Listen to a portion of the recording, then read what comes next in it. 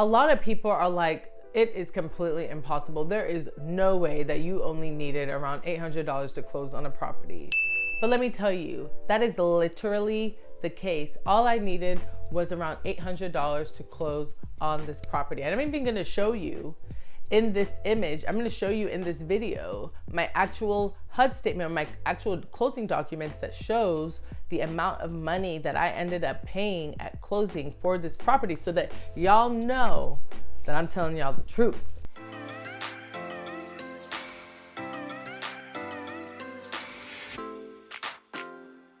What's up, everyone, and welcome to Real Talk with Olamide, where we talk about all things real estate.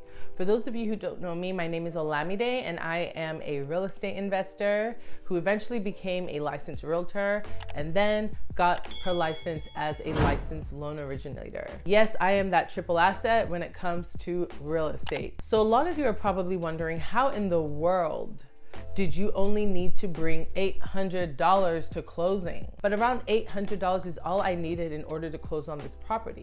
Just to get straight to the point, the way that I was able to do this was through owner financing. I had the seller of the property finance the property for me. So what that means is I didn't have to go to a Wells Fargo. I didn't have to go to a Bank of America.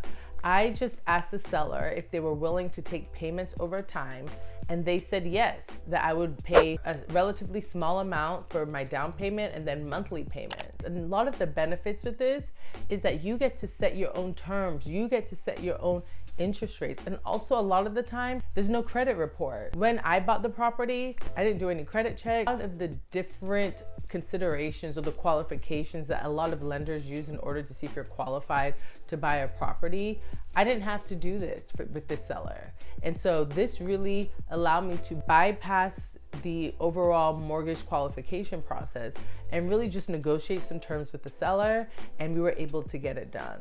A lot of times some people are interested and are willing to do this. Why?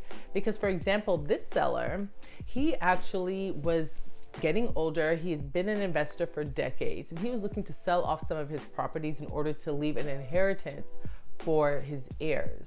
And so he didn't need all of the cash up front. He actually was very comfortable with saying, hey, just pay me monthly amounts over time, because ultimately he's going to be able to pass that stream of income to whichever heir he chooses. And so that was the advantage, and that was the reason why he was comfortable with doing a seller finance transaction and allowing me to bring a small amount to closing and just to pay him month by month over time. A lot of real estate transactions are what I like to call traditional transactions. They are going through established banks or going through realtors. And there's nothing wrong with that. It's just a more traditional way. But if you are buying investment properties, a lot of times you're gonna need maybe around 20% of the purchase price in order to buy the property, if it's not like a homestead that you can qualify for a lower down payment.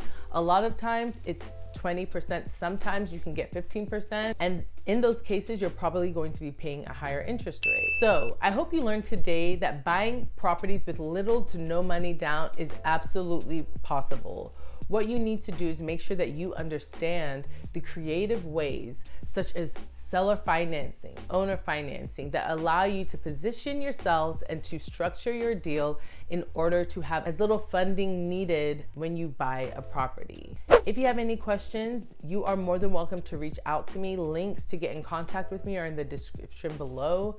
Also, make sure you hit that subscribe button. I am consistently posting content and just really opening up and shedding a light in terms of a lot of the creative ways to buy and sell real estate.